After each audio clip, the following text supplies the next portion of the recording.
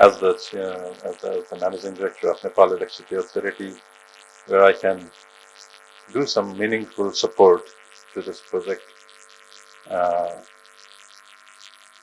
had been researching in a personal level, not in a professional level, about green hydrogen and different uses of green hydrogen, such as fertilizer, ammonia and green ammonia, and other usages. And in 2020, during the COVID times, we had our first online conference with Professor Singh Thapa, and I presented myself one presentation online, if you remember.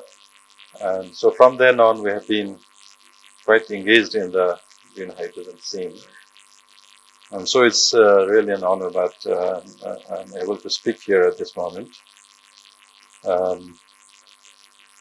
For green hydrogen, the main ingredient, as we all know, is electricity in terms of financial or commercial value. And then the rest is free, not free, almost free, like plain water and air. So the main ingredient in terms of value being electricity, the feasibility of the green hydrogen and fuel cell plant depends upon the price of electricity and electricity being available.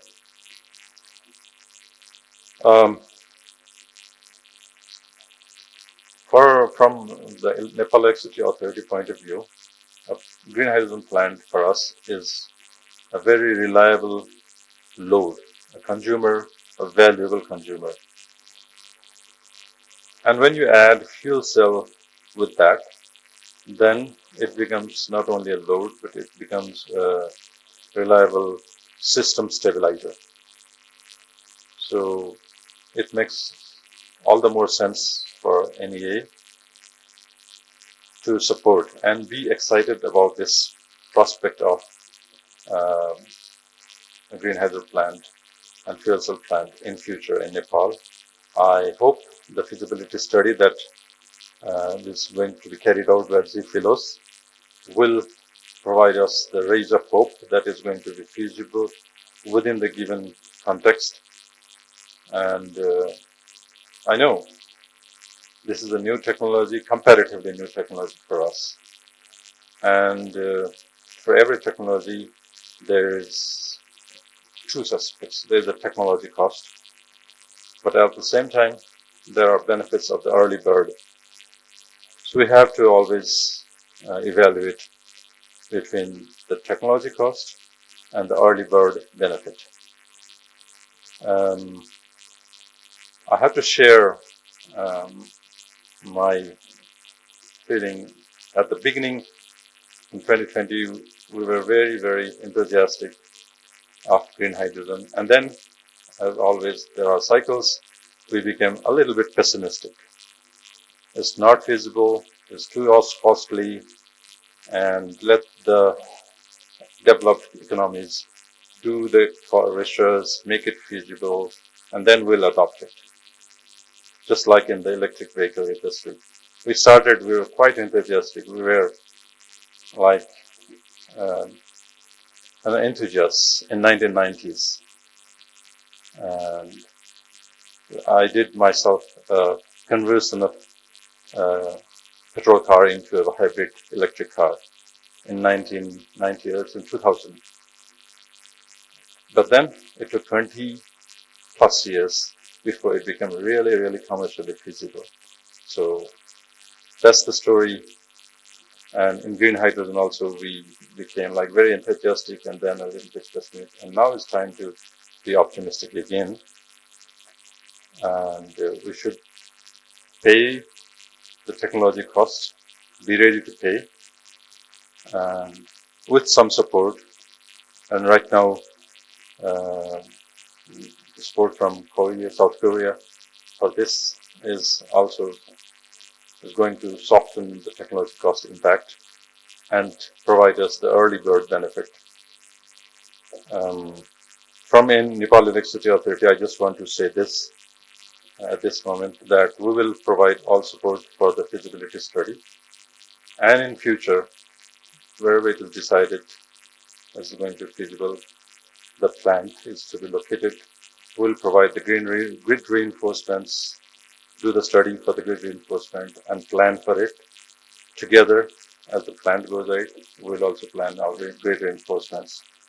And we really, really hope that this feasibility study will lead to a real plant in future, and as soon as possible, the earlier the better. We really need this kind of plant in Nepal. Um, I wish all the best and success for very successful feasibility study report. Thank you. Nepal is one of the most promising countries for hydrogen economy by utilizing its extra capacity of hydroelectric generation. Nepal has a potential to be the hub of hydrogen ecosystem in the region. Earlier this month, I attended the launch of a green hydrogen roadmap for Nepal, published by GGGI, supported by the government of Korea. This roadmap highlights the potential of green hydrogen not only as a clean energy source, but also as a means of produce green ammonia for fertilizer. This will enable Nepal to reduce dependency on energy imports and strengthen agriculture productivity.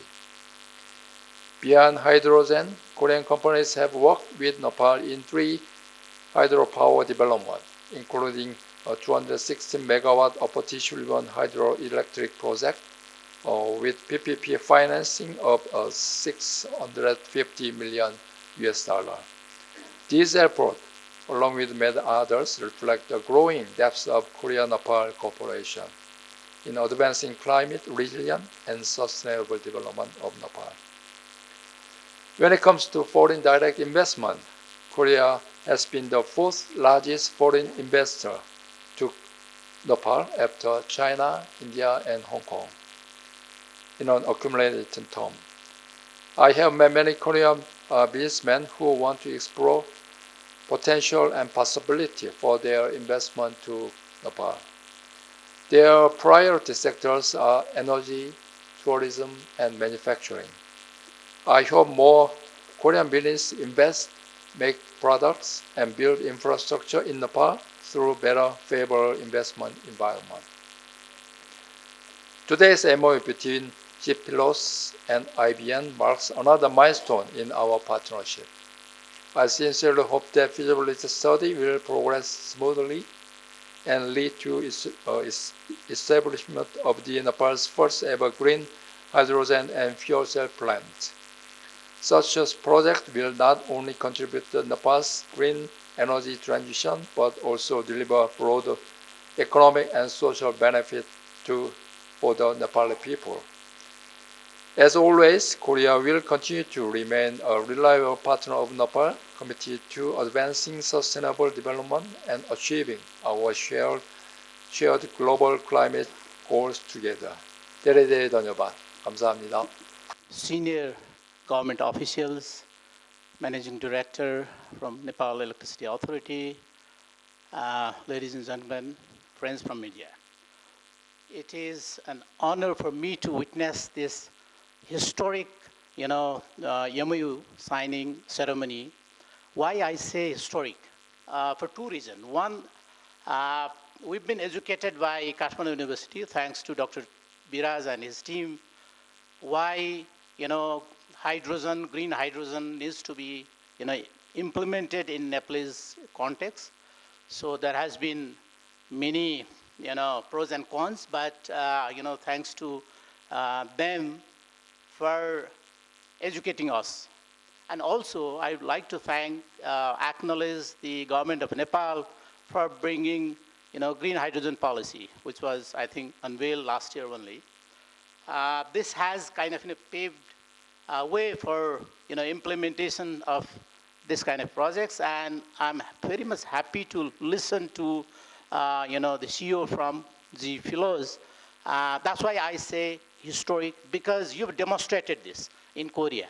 You've demonstrated, implemented projects, you upscale, and then you are now partnering with Investment Board of Nepal in conducting a detailed study.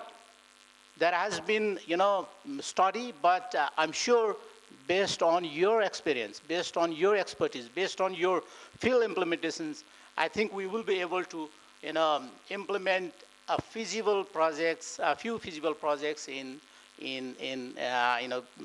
green hydrogen sector. The conversion efficiency, one of the point that, the Department of DG from DOED, he did mention about the, the conversion efficiency. Another area is, the cost. The cost, what we have been hearing, I do not claim, I know these things, but we've been hearing the cost is a little high, is not feasible. That's what we've been, you need huge support. The government resources or the taxpayers' money is required to make these kind of intervention possible, feasible. That has been the kind of, informations are there in our, society in Nepalese context.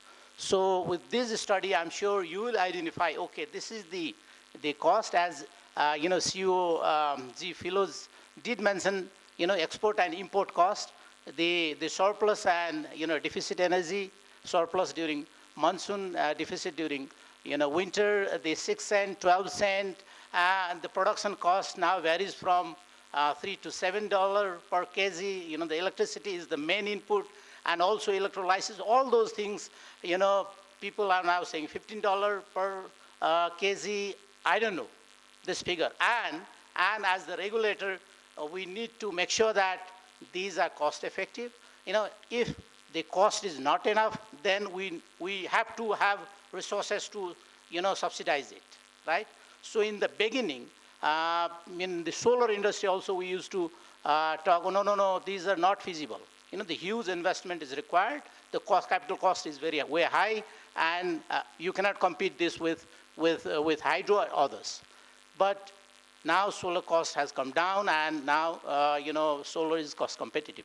So battery storage is also, you mentioned ESS, right? The government is also planning, has unveiled the roadmap where the generation mix, the concept of generation mix is very clearly reflected.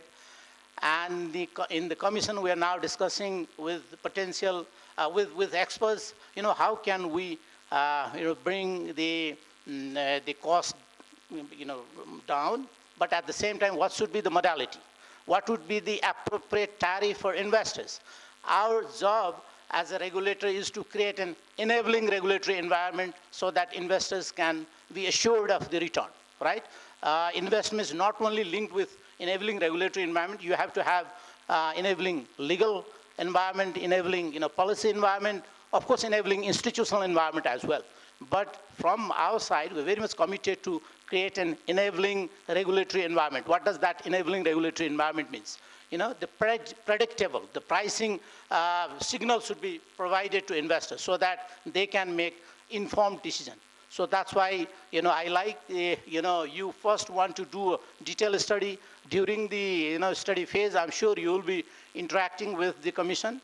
I'll be very much happy to provide our perspective, not only in pricing, but also there are issues, storage, the safety, all those, the technical aspects also needs to be looked at in detail.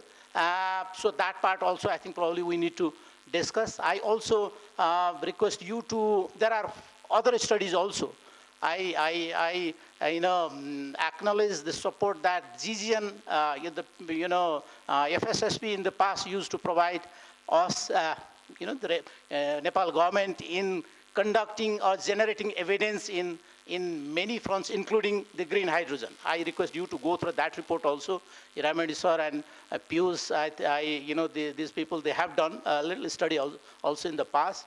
And then finally, my commitment, my full support with the team, and also, under the leadership of Sushil sir in the Investment Board of Nepal, I'm sure more investment will be attracted in energy sector. This includes the establishment of pilot projects in green energy. Why I say pilot? Pilot, you need to demonstrate. And then once you demonstrate, because with the, we follow the green hydrogen policy and demonstrate the model, whatever the cost it requires, we have to, support them in demonstrating the model. Once you demonstrate, and then we actually expand. When we expand your ideas or technology and all those implementations, and then you mainstream. How do you do this? Mainstreaming shall be done through, the legal provision. And only, we need to advocate for a Hydrogen Act. So I'm a little skeptical also in bringing Hydrogen Act at this point of time. We have hydrogen policy. We, use this as a window to actually demonstrate the model, expand, and once, the model is successful, both in terms of the technology and also the financing implementation model, and then we can actually mainstream through changing our regulatory regime, the legal regime. Then only we could upscale it a big way. With these words, thank you once again for inviting the regulatory commissions to witness your kind of ideas, your vision for future in green energy sector. Thank you. मोबाइलमा धेरै app भएर तनावमा आउनुहुन्छ, कहिले bank, कहिले remittance, कहिले ticket. अब तपाईहरुले तनाव लिनु पर्दैन, किनभने हानपास एपमा तपाईहरुको सबै समस्याको समाधान छ। हानपास एप एक, सेवा अनेक तपाईहरुको सेवामा छ। अब विदेश पैसा पठाउँदा निशुल्क सेवा शुल्क, डोमेस्टिक ट्रान्सफर गर्दा सजिलो प्रक्रिया, इन्टरसिटी, केटीएक्स को ट्रेन टिकटसम्म र तपाईले एक्सप्रेस बसको पनि टिकट काट्न सक्नुहुन्छ। पासपोर्ट मात्र भए तापनि कोरियन ब्याङ्क खाता र एटीएम कार्ड तुरुन्तै पाइन्छ। अब टेन्सन लिने हैन, हानपास लिने। This is really a very good moment, very important moment today that we have been able to have this signing ceremony. After almost, I think I remember the day that I visited G-Flo's the office and your plant when I was in December in the last year. Yeah? And then this while visiting there are the program and conference in Korea, in Seoul and also Busan. And after that, this exercise has been started, and now this has been a time that we have been able to finally sign the MOU with the different sort of the interactions in the different times with you, with your team. And this is really, really a very, very proud moment. And then I wish that after having this MOU signing, when you will be coming up with the detailed feasibility study for the hydrogen plant as well as the fuel cell plant, that will give sort of the framework for this country, also to design the future policy framework, future regulatory framework as well. You will be coming up in that level of these recommendations to us. Actually, as our previous colleagues have also mentioned, that the Biraj has mentioned that he was the advocate since a long time back, and then almost 5 years, that from the resource sort of the side and from the academic side, I mean, that is the role of the academician they have to do. I think the government and the private sectors, it will take time, but it is the role that the academic institutions and the universities continuously making the lobbying on that, educating on that, and then providing these different level of this input to us, so that the government and the market itself will take that technology into the new level. I think this has really been also this whatever the start that was there. I think I remember yesterday evening I was together with my Prime Minister. And then today I was supposed to have the meeting also, but this because of other sort of this the engagements, it was not possible. But anyway, you were just giving the message, the wishes to this company, and also to all of us, that after a period of this having this detailed study, then we'll be having sort of this the future sort of this roadmap that we can develop, and then this will really be one of the major milestone for us for developing this hydrogen sort of the system in this country. And the hydrogen policy has come up, and then we have been working in the different levels in the past, and then we have been now confident enough that okay, the technology that in Korea the G-Flow has developed, and that will be much more useful also in our own context. Nepal actually is you hear this, and we are all talking about is that in the rainy season, in the monsoon season, we have plenty of the energy available. Yeah, just now from the managing director from NEA, he is also mentioning that how because of this sort of the system that we have developed. It's not only the hydrogen plant, but also this the fuel cell plant. Yeah, total sort of the system that has been developed. I think with this, the whatever level of the problem that our energy sector is facing, because of this the balance of the energy that we are producing, and then the certain season it is being the extra, and the certain season we are being lacking, and then you just showed about this export and import sort of the balance sort of this the deficit that we have. So I think the project will this study will come up with these sort of the solutions, whatever the issue that we have at the moment in the production of the whole electricity system in our country, and then how we can really utilize the energy that is being produced, especially in the rainy season, in the monsoon season, and can be utilized in the dry season. If we can come up with this sort of the solutions and the cost-effective solutions, I would like to say again, that if we really would come up, I think the market potential is very, very huge. It's not only certain megawatt; it is going to the gigawatt. Yeah? That level of the market that we have, and then when you talk about the market, it's not only in Nepal. If we really produce in the cost-effective way the hydrogen, cost-effective way the ammonia, or cost-effective way in the fertilizer, for example, yeah, and then it's not only in Nepal that we can utilize it. There is a huge market in the South Asia region as well, and also beyond, yeah, because every country now they have now this drafted their policy, their strategy to go for the net zero, and the Nepal is 2045, and I think the Korea is 2050, I think, yeah. So this in the different timeline that has been designed by the target has been set up by the different countries. So for going in that direction, I think this is one of the solutions that we have. The technological solutions, financial solutions, or the market-based solution that we may have, and then this will really be very, very important for the future. For achieving the international goal of the net zero. I think on the MOU signed and whatever the proposal that we have, this from GFLOS, they have proposed us to make a study in the different levels. One is the technological sides, how this in the technological aspects in the context of Nepal, it will be feasible. How, to what extent, from the cost-effective perspective, to what extent it will be feasible. That's the one area that I think they are going to make a study. The other dimension is the economic viability. What is the total in the economy in totality? That this sort of this the system or this technology will be providing to us in our country in totality. And then what will be the financial viability perspective? Certainly, it will be ultimately also be governed by the market. When you talk about the market, it is ultimately the price. So, what level the price that we may come up, and then how the market will be accepting that, and then that is another area of the study that you are going to make.